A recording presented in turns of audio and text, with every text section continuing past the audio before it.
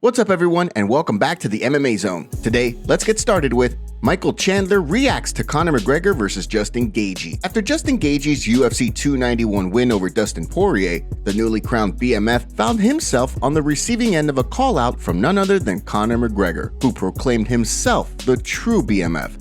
Although Gaethje initially didn't seem interested in entertaining the idea, on Tuesday, he told McGregor to sign the contract, pouring fuel on the metaphorical fire regarding a bout between the two taking place. McGregor then responded with an autographed picture of himself saying, "Signed," after previously telling fans earlier in the week that he would see them around Christmas time. Given how quick fans were to jump at the idea of a fight between the newly minted BMF and the Irish superstar, many wondered how Michael Chandler felt about the possibility of being passed over for a fight. During an episode of After Tough, the streaking contender pointed out that, in MMA, it's all about what's happening right now. As a result, the talk of McGregor fighting Gaethje will likely give way to talk of another hypothetical fight after this weekend's card. Hey, next week there's going to be another guy who has a great showing at any weight class, and they're going to want to see Conor fight him because Conor's going to get his little Twitter fingers going on the weekends every single time there's a fight and insert himself into the conversation. But I'm not really that worried about it. I believe the fight is happening.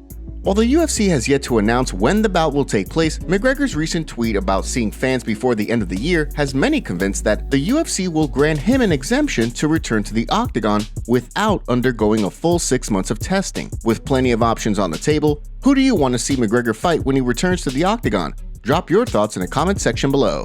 Ariel Helwant responds to Jamahal Hill. Longtime MMA insider Ariel Helwant recently found himself on the receiving end of some verbal blows from former light heavyweight champion Jamahal Hill this week, after an interview with Jiri Prochazka where the two discussed Sweet Dreams' recent injury.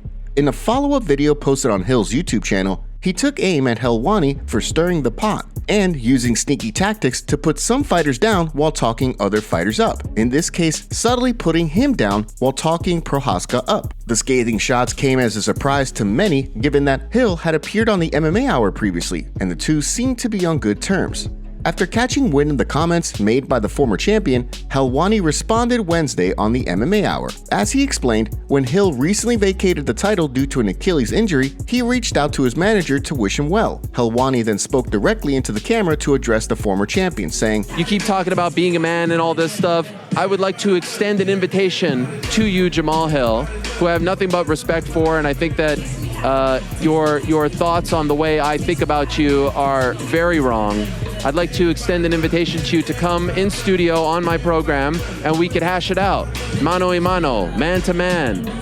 As Helwant went on to explain, he wants to set the record straight and squash the beef between the two. Whether or not Hill accepts, only time will tell. Nate Diaz reveals big move after boxing. Although Stockton superstar Nate Diaz is currently putting the final touches on his preparations for his upcoming bout against Jake Paul, the former Ultimate Fighter winner seems to have big plans in mind for the future. With Fight Week underway, he spoke to Ariel Helwant to discuss his long-term plans, specifically his desire to return to the MMA scene after his fight with Paul. He'd probably either be back in the UFC or do something like this in the MMA style. Of course, there is one reason Diaz may be playing coy when it comes to his next move. Depending on how things play out against Jake Paul, the UFC could look to re-sign Diaz in order to book the trilogy fight between he and Conor McGregor. Should Diaz wind up winning his bout against Paul, a trilogy clash with McGregor would certainly do big numbers. If Diaz comes up short in his boxing debut, the UFC could then wind up finalizing things for McGregor to return against Michael Chandler or Justin Gaethje. The big remaining question, of course, is whether McGregor will return before the end of the year or if the UFC will look to keep him on ice until UFC 300. Justin Gaethje can beat Islam Makhachev.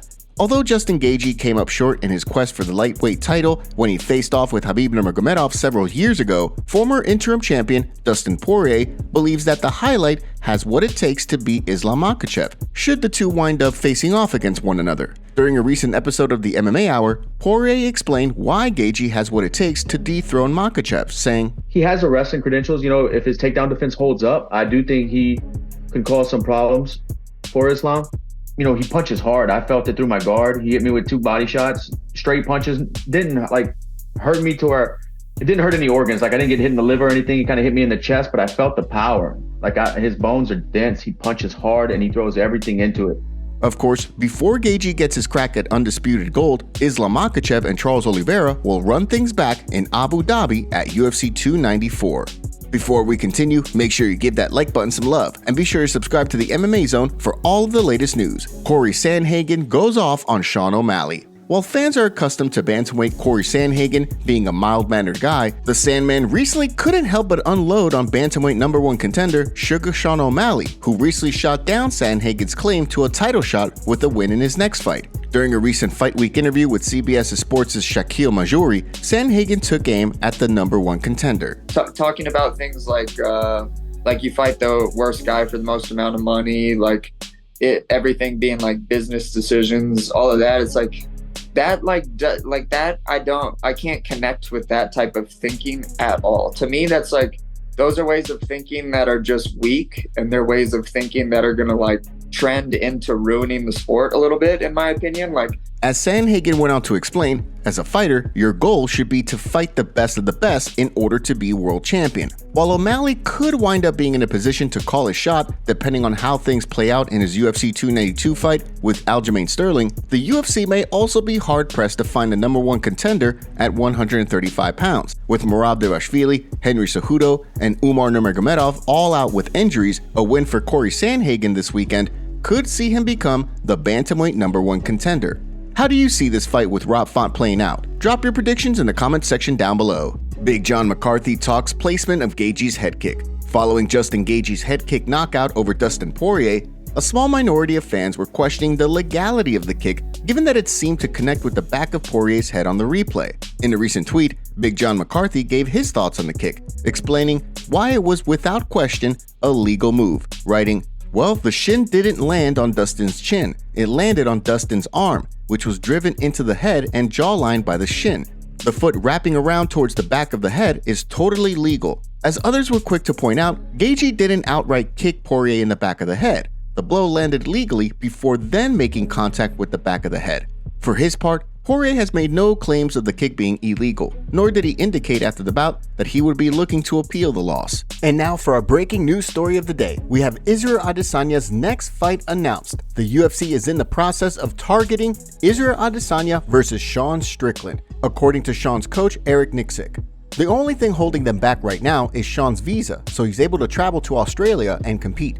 It's also important to note that Sean has not fought outside the US since 2018. Here's what his coach had to say. The event's sold out, but is the honorary Australian Sean Strickland going to be the challenger? Where are we at, man? I mean, all signs are pointing in a good direction. I know that. So we just got done sparring just now. Right now, all he's working on is getting his visa in order.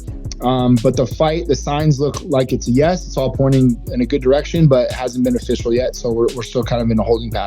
Who do you think will win, Israel Adesanya or Sean Strickland? Let us know in the comments below. Top comments. McGregor should have called it a career after fighting Floyd. That massive payday completely changed him. Someone responded with, the last time Conor won a fight, he answered congratulation texts on an iPhone 4. The only place delusional Conor fans will see him on Christmas is on Twitter. I agree, I wasn't impressed with Alex either. He threw like 10 strikes around. If you want to be featured on our next video, make sure to leave a comment and don't forget to check out yesterday's video in case you missed it.